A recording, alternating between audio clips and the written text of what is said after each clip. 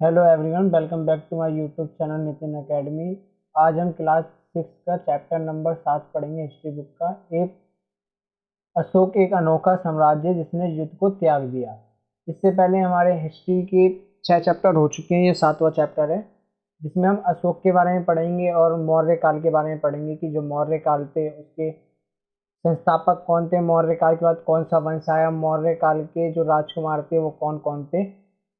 तो इसके अंदर जो मौर्य काल है उसके अंदर सबसे पावरफुल रूलर था, जो शासक था, वो अशोक था। इस हमारे इस चैप्टर का नाम दिया है अशोक एक अनोखा साम्राज्य जिसने युद्ध को त्याग दिया। चलिए स्टार्ट करते हैं। मौर्य साम्राज्य और अशोक। मौर्य साम्राज्य की स्थापना चंद्रगुप्त मौर्य ने 2300 साल पहले चाणक्य या कौटिल्य की सहायता से की थी। जो चाणक्य और कौटिल्य ये दो एक ही व्यक्ति का नाम है। तो मौर्य साम्राज्य की स्थापना 2300 साल पहले चंद्रगुप्त मौर्य ने कौटिल्य की सहायता से की थी। मौर्य वंश के 3 महत्वपूर्ण राजा थे। एक थे चंद्रगुप्त मौर्य, उनके बेटे थे बिंदुसार और बिंदुसार के बेटे थे अशोक। ये तीनों ही बहुत पावरफुल राजा थे, शासक थे, और इन्होंने पूरे ही भारत के साथ पाकिस्तान, अफगानिस्तान, जितने भी भारत की करीबी स्थान प्लेस हैं उन सब पे इनका राज चलता था। चंद्रगुप्त मौर्य भी बहुत पावरफुल रूलर थे, बिंदुसार भी थे और अशोक भी थे। लेकिन इन तीनों में सबसे ज़्यादा पावरफुल रूलर जो थे वो अशोक थे। जो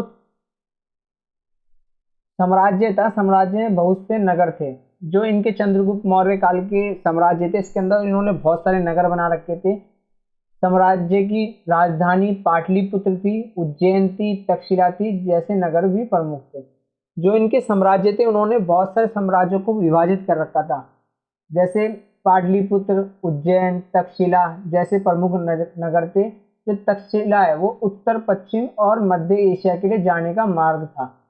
अगर किसी को उत्तर पश्चिम से मध्य एशिया के लिए जाना है तो तक्षशिला से होकर उसको गुजरना होता था।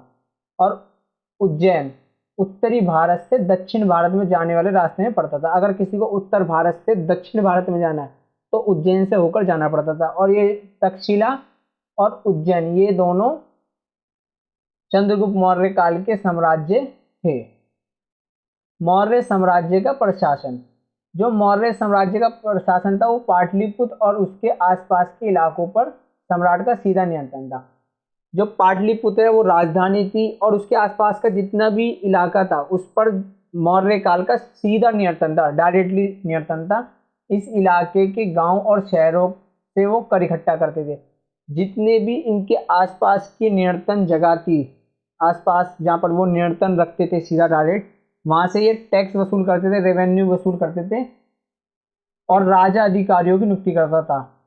मौर्य काल के अंदर जो राजा होता था, किंग होता था, वो ऑफिसरों की, अधिकारियों की नियुक्ति करता था। जो तक्षशिला एक अहम साम्राज्य है या उज्जैन है जैसे प्रांतीय राजधानियों पर अक्सर राजकुमारों को वहां का राज्यपाल यानी गवर्नर बनाकर भेजा जाता था। जो मौर्य समाज था, मौर्य काल था, उसके अंदर रेवेन्यू वसूल करने के लिए, टैक्स वसूल करने के लिए जो राजा था वो राजकुमारों को, जो उनके राजकुमार होते थे, बेटे होते थे, उनको वहाँ का राज्यपाल यानी गवर्नर बना देते थे और वो टैक्स कलेक्शन करने के लिए जाता था। प्रादेशिक केंद्रों के बीच विशेष क्षेत्र था। जो इनके क्षेत्र थे वो बहुत ही प्रादेशिक थे, बहुत ही विशेष थे। इलाकों में मौर्य शासक सिर्फ मार्ग और नदियों पर ही नियंत्रण रखने की कोशिश करते थे। जितना भी मौर्य काल के अंदर इनका जो एरिया आता था, जो मार्ग आता था, उस पर ये सड़क पर ज़्यादा ध्यान देते थे, नदियों पर नियंत्रण रखते थे, सड़क पर ध्यान रखते थे, आने जाने के आवागमन के लिए, नदियों पर अपना व्यापार करने के लिए कोशिश करते थे। और वहाँ से जो भी संसाधन भेंट के रूप में मिलता था उसे वो इकट्ठा किया करते थे। जो भी इनको रेवेन्यू राजस्व के बदले में भेंट के रूप में मिलता था उनको ये इकट्ठा करते थे। जो मौर्य काल के शासक थे वो मार्ग यानी सड़क और नदियों पर नियंत्रण रखते थे। और जो भी इनको संसाधन, जो रिसोर्स भेंट के रूप में मिलता था, जैसे गिफ्ट के तौर में मिलता था, उनको ये इकट्ठा करके रखते थे। अब जो कौटिल्य है उन्होंने मौर्य काल का वो बताया अर्थशास्त्र, मतलब इकोनॉमी कैसी थी। तो उन्होंने लिखा है कि उत्तर पश्चिम से कंबल के लिए और दक्षिण भारत सोने और कीमती पत्थरों के लिए प्रसिद्ध था। तो जो कौटिल्य है उन्होंने इकोनॉमी तौर पर अर्थशास्त्र में लिखा है कि जो उत्तर पश्चिम था वो कम्बल के लिए प्रसिद्ध था, और जो दक्षिण भारत था वो सोने और कीमती पत्थरों के लिए प्रसिद्ध था। और जो जंगल थे, अंत वाले इलाके जो जंगल में आते थे, वहां पर रहने वाले लोग काफी हद तक स्वतंत्र थे। जो कुछ इलाके मौर्य काल के जंगल वाले थे, वहां पर जो लोग थे वो टैक्स के बदले में राजा को वहां का शहद, जड़ी बूटियां, जितनी भी जंगल से प्राप्त वस्तु थी वो देते थे, लेकिन काफी रूप तक वो स्वतंत्र थे, इतना दबाव नहीं था उस पर राजा का, लेकिन थोड़ा बहुत दबाव था, इसलिए वो उनको थोड़ा बहुत टैक्स पे करते थे।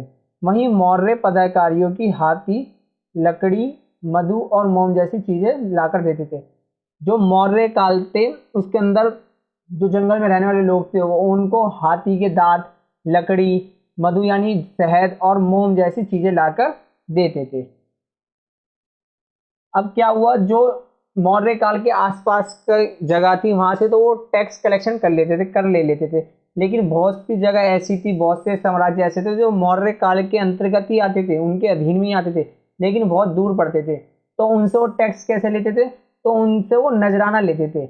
नजराना वो होता है जो कभी कभी नियमित रूप से वो कभी राजा किंग से मिलने आए तो उनके लिए नजराना गिफ्ट के तौर पर कुछ भेंट ले आते थे और वो उनको देते थे। तो जहाँ कर नियमित रूप से इकट्ठा किए जाते थे, वहीं नजराना अनियमित रूप से जब भी हो संभव हो इकट्ठा किया जाता था।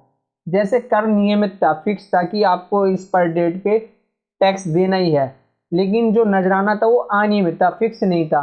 तो उसको जब भी संभावना होती थी, जब भी उस नजराने को इकट्ठा कर लिया जाता था। ऐसे नजराने आने विविध पदार्थ के रूप में प्राय ऐसे लोगों से दिए जाते थे जो स्वेच्छा से देते थे। जो ये नजराने थे वो ऐसे लोगों से दिए जाते थे, पहले होता है कि विभिन्न विभिन्न प्रकार के नजराने होते थे और ऐसे लोग देते थे जो अपनी इच्छा से देते थे, खुश होकर देते थे राजा को। ऐसी एक नजराना है मेगस्थनीज चंद्रगुप्त के दरबार में पश्चिम एशिया के यूनानी राजा सेल्यूकस निकेटस का राजदूत था। जो सेल्यूकस निकेटस था वो चंद्रगुप्त दरबार का राजदूत था। वो सेल्यूकस निकेटस राजदूत क्यों था, क्योंकि वो बहुत ही अच्छी फ्रेंडशिप रखना चाहता था चंद्रगुप्त से, क्योंकि चंद्रगुप्त ऐसा साम्राज्य था जिसने बहुत ही मतलब पावरफुल रूलर था ये। अब इसके अंदर हमने मौर्य काल के अंदर चंद्रगुप्त पहले थे, उनके बेटे बिंदुसार थे, उसके बाद थे अशोक। तो जो अशोक थे वो एक अनोखा सम्राट था, एक अनोखा रूलर था। कैसे, अब वो जानेंगे हम। अशोक मौर्य वंश के सबसे प्रसिद्ध शासक थे। ये इन्होंने अभिलेख द्वारा जनता तक अपने संदेशों को पहुंचाने की कोशिश की है। जो ये देख रहे हैं आप, ये अशोक स्तंभ है। ये अशोक जो रूलर है, सम्राट है, उन्होंने ही बनवाए थे। और इन्होंने अभिलेख जो पत्थरों पर उत्कीर्ण किए जाते हैं, कठोर सतह पर लिखे जाते हैं, उन्हें अभिलेख कहते हैं। तो अशोक ने अभिलेखों द्वारा जनता तक अपने संदेश, जो उनके मैसेज थे, वो उन्होंने अभिलेख द्वारा पहुंचाने की कोशिश की। अशोक अभिलेख जो लिखवाते थे वो प्राकृतिक भाषा में और ब्राह्मी लिपि में लिखी जाती थी। जो अशोक द्वारा अभिलेख लिखवाए जाते थे वो प्राकृतिक भाषा में लिखवाए जाते थे, और उसकी जो लिपि होती थी वो ब्राह्मी लिपि होती थी। जैसे हमारी हिंदी की लिपि देवनागरी के, ऐसी उसकी ब्राह्मी लिपि होती थी। तो अशोक ने युद्ध त्याग दिया, तो उसके अंदर उन्होंने एक युद्ध लड़ा था, कलिंग की लड़ाई, कलिंग का युद्ध। कलिंग एक प्लेस है, वो उन्होंने युद्ध लड़ा था। तो कलिंग के युद्ध में क्या हुआ, अशोक का कलिंग का युद्ध। तो कलिंग तटवी उड़ीसा का प्राचीन नाम है। जो कलिंग है वो उड़ीसा, जो उड़ीसा है उसको पहले कलिंग बोलते थे। और जब राजा को, जो अशोक थे उनको जब राजा बने हुए पूरे 8 साल हो गए, तो उसके बाद उन्होंने कलिंग का युद्ध लड़ा। युद्ध के दौरान हिंसा और खून खराबा देखकर अशोक की युद्ध से वितृष्णा हो गई। उन्होंने निर्णय लिया कि वो भविष्य में कभी युद्ध नहीं करेंगे। जब अशोक ने युद्ध करा कलिंग का, तो उन्होंने देखा युद्ध के दौरान बहुत हिंसा हुई है, खून खराब हो गया, बहुत लोग मारे गए, बहुत लोगों के परिवार बिछड़ गए, किसी के माँ बाप मर गए, किसी के सेना के अंदर बहुत नुकसान हुआ। तो ये सब देख के वो उनका मन मतलब बहुत परेशान हो गया कि ऐसा मैं मतलब युद्ध से कितनी कितनी परेशानी उत्पन्न हो गई। तो उन्होंने ये निर्णय लिया है कि वे कभी भी युद्ध नहीं करेंगे, जिसके कारण उन्होंने ये बहुत ही एक परेशान हो गए और उन्होंने निर्णय लिया कि वो कभी भी युद्ध नहीं लड़ेंगे। तो जैसे ही उन्होंने कलिंग का युद्ध खत्म करा, उन्होंने कलिंग का युद्ध वापसी लिया। वैसे जो अशोक थे वो उन्होंने पूरे भारत को जीत रखा था। भारत के साथ पाकिस्तान, पहले भारत पाकिस्तान ही भारत का हिस्सा था, वो अफगानिस्तान, हमारे नीचे वाले प्लेस श्रीलंका, बांग्लादेश, चीन के भी बहुत इलाके इन्होंने घेर रखे थे। तो मतलब ये बहुत ही प्रसिद्ध सम्राट थे, बहुत पावरफुल रूलर थे।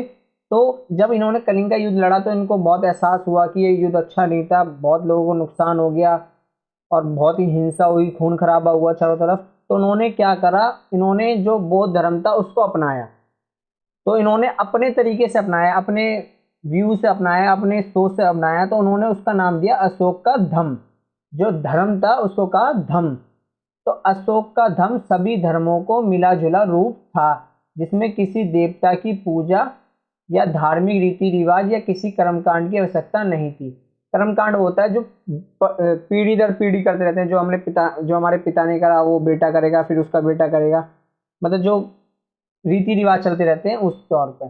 तो जो अशोक का धम्म था, धम्म मतलब धर्म होता है, तो उन्होंने अपने सोच से कहा अशोक का धम्म। तो अशोक के धम्म में क्या था कि जितने भी धर्म है वो सब मिला जुला के एक ही हैं। किसी भी देवता की पूजा नहीं करनी चाहिए, किसी भी धार्मिक रिवाज को नहीं मानना चाहिए और किसी भी कर्मकांड की आवश्यकता नहीं है। वह बुद्ध के उद्देश्यों से भी प्रेरित हुए। अशोक ने धम्मान मेहनत अधिकारियों की नियुक्ति की जो जगह जगह जाकर धम्म की शिक्षा देते थे। अशोक ने कुछ ऐसे फॉलोवर ढूंढे अपने जो उनको अशोक धम्म को फॉलो करते थे, और उनको मतलब ऐसे ऑफिसर ढूंढे और वो उनको नियुक्ति करी, और वो जगह जगह जाकर धम्म की शिक्षा देते थे कि आपको किसी भी धर्म के बारे में कुछ गलत नहीं कहना चाहिए, सब धर्मों का आदर करना चाहिए। अगर आप किसी और के धर्म का आदर नहीं करते तो समझो आप अपने धर्म का ही अपमान कर रहे हैं, और किसी भी देवता या पूजा धार्मिक रीति रिवाज का मजाक नहीं उड़ाना चाहिए। ये सब उनके जो अधिकारी थे वो जगह जगह जाकर शिक्षा देते थे। तो अशोक ने अपने संदेश में कई स्थानों पर शिलालेख और स्तंभ भी खुदवाए। स्तंभ मैंने आपको दिखाए थे ऊपर, जो अशोक स्तंभ था। इन्होंने अपने बातों को, अपने विचारों को लोगों को बताने के लिए शिलालेख बनवाए, स्तंभ बनवाए, खुदाई करवाई, अभिलेख बनाए। और ज़्यादातर जो इनके अभिलेख खुदाई उदाई थी वो मेन रोड पे होती थी, ताकि जो आने वाला व्यक्ति है, जाने वाला व्यक्ति है, वो देख सके। अशोक के धम्म के विचारों को प्रसारित करने के लिए सीरिया, मिस्र, ग्रीस तथा श्रीलंका में भी दूत भेजे।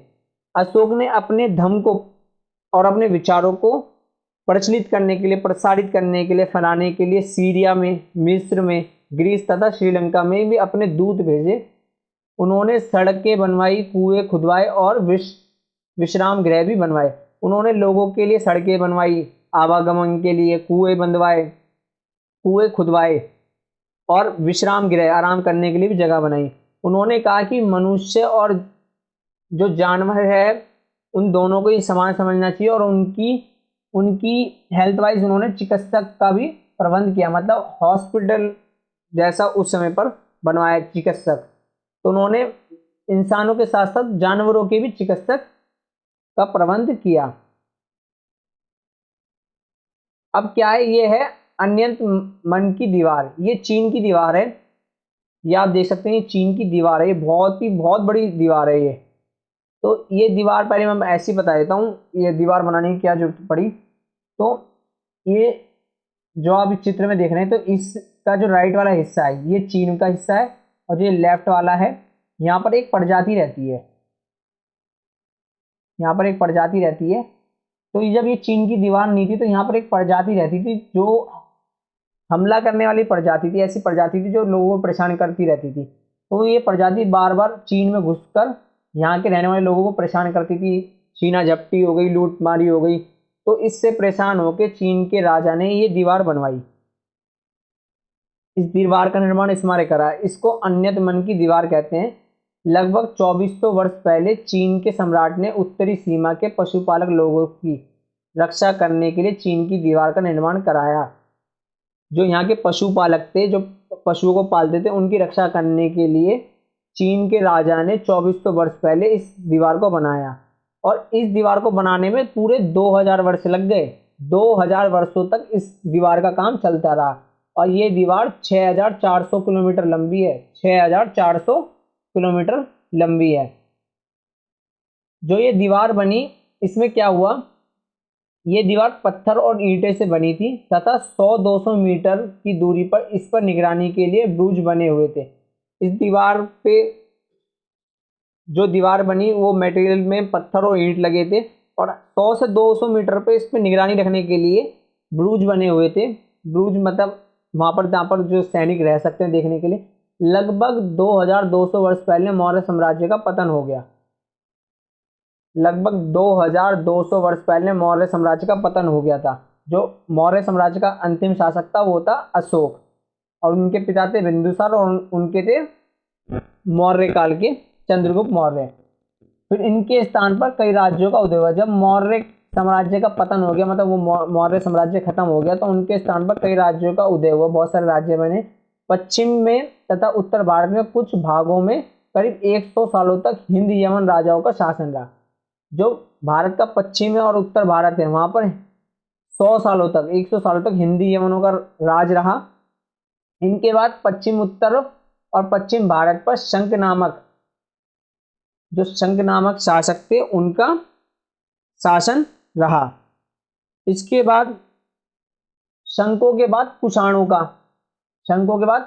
का लगभग 2000 वर्ष पहले शासन स्थापित हुआ। उत्तर तथा मध्य भारत के कुछ इलाकों में मौर्य सेनानायक पुष्यमित्र शुंग ने एक राज्य की स्थापना की।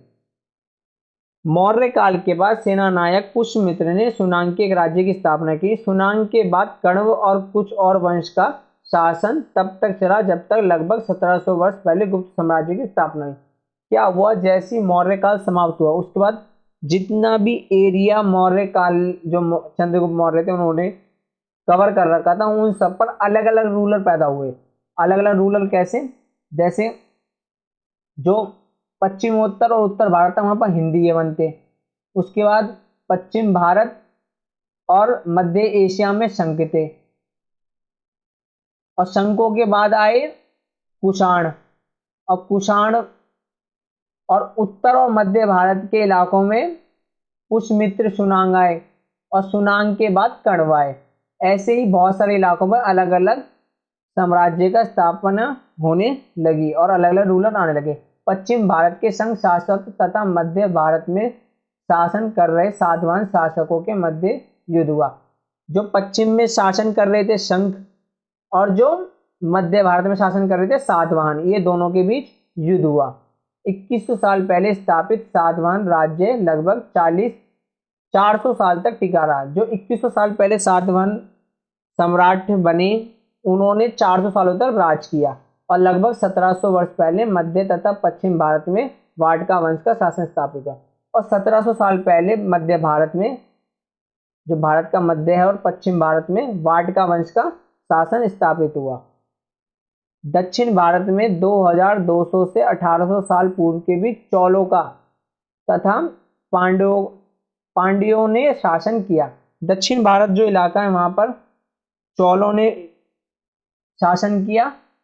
1500 साल पहले पल्लव और चालुक्यों ने दो बड़े राज्यों की स्थापना की। Thanks for watching guys. Video अच्छी लगी तो लाइक करें, शेयर करें, कमेंट करें, चैनल को सब्सक्राइब करें।